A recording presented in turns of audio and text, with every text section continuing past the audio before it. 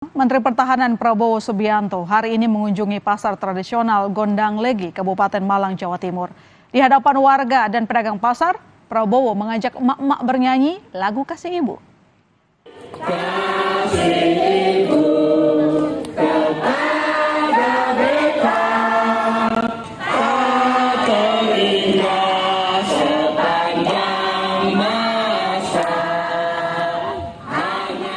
Momen Menteri Pertahanan Prabowo Subianto bernyanyi bersama emak-emak di Pasar Gondang Legi, Kabupaten Malang ini terjadi saat kegiatan Prabowo meninjau para pedagang dan melihat kondisi pasar tradisional.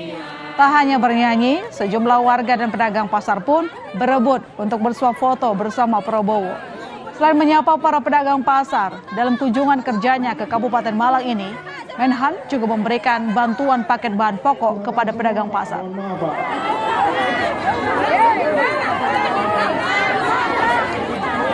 Yeah.